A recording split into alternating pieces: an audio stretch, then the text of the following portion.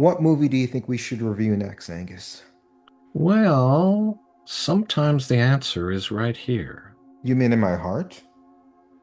Like A Love Story 1970? I'm sorry. Don't. Love means never having to say you're sorry. No, think something else from the 70s. Think William Shatner masks. Think sex, drugs, high school girls running for their lives. What comes to mind? Think old celebrity guys, sex, drugs, underage girls. What comes to mind?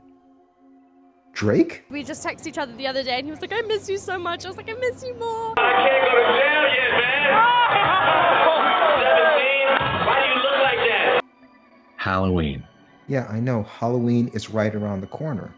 But what movie should we review next? Halloween, the night he came home.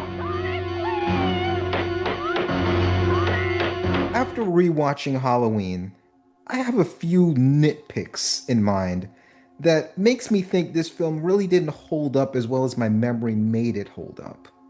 Huh? And I want to share those with you because you are Mr. Nostalgia. You are Mr. Back in My Day.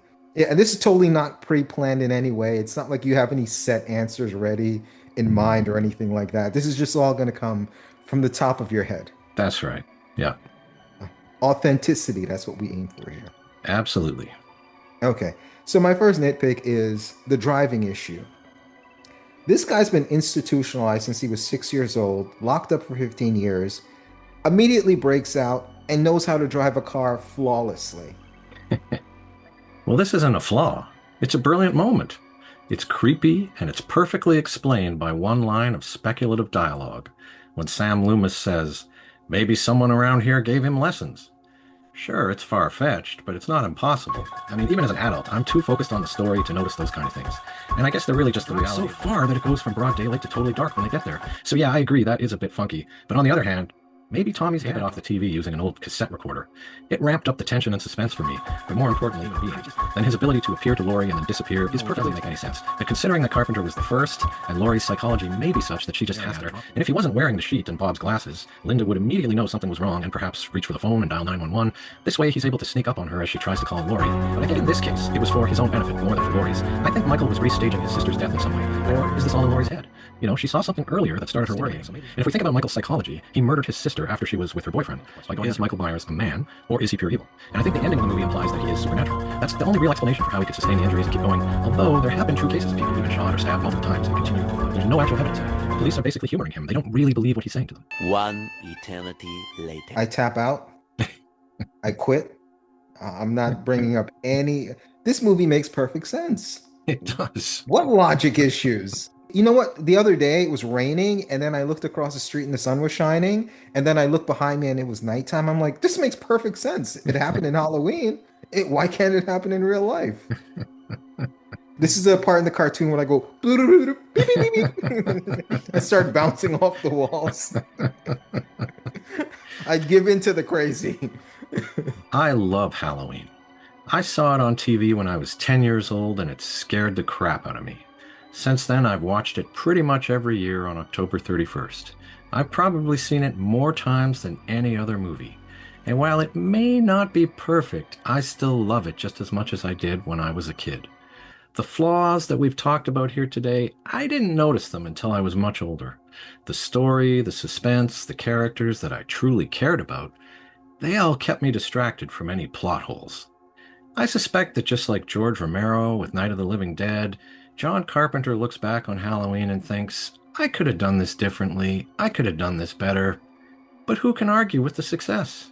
People love this movie, and I don't think that's going to change anytime soon. And if somebody took the time to remake it shot for shot and fix all of those little problems, I don't think it would work as well. I think every scene, every moment, every detail, it's all part of the magic that makes this movie work. And I think to change any of those things would be a mistake. Yes, Halloween has more holes in it than a fishing net. From the way the movie was made to the logic of what we see on screen, it's not exactly airtight. If you drop this film on a Gen Alpha audience in 2025, with no context, no history, no legend behind it, it'd be a hard sell. But movies, like people, aren't born with a silver spoon in their mouth. At least not most of us. Context matters. Halloween was made in 1978 on a shoestring budget. And yet it's still one of the most beloved horror films of all time. Why? Because it taps into something deeper. An emotional and psychological chord that's way more important than whether the music cues are perfect or the continuity makes sense. Even sequels, remakes, and big budget reimaginings of Halloween, with all of the polish and money in the world, struggle to hit the same nerve. And that's what makes the original so special. It belongs to a rare group of films, like Night of the Living Dead, the Texas Chainsaw Massacre, the Blair Witch Project, and Paranormal Activity, that prove you don't need perfection or endless resources to connect with people. Sometimes just being raw, earnest, and having a story worth telling is enough. Movies like Halloween don't just entertain, they inspire. They inspire generations of fans. They inspire future filmmakers. And they remind us that great art isn't always clean, glossy, or corporate. Sometimes it's messy. Sometimes it's flawed. And sometimes those flaws are part of what make it timeless. Oh, my doorbell. I'll be right back.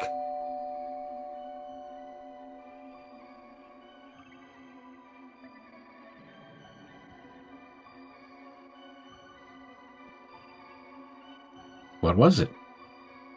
A lawsuit. I'm being sued. By Drake. You a poopy bitch, you a poopy bitch, liar, liar, pants on fire. Anybody out there listening who wants to make movies, make it your vision. What else are you living for? Why are you alive?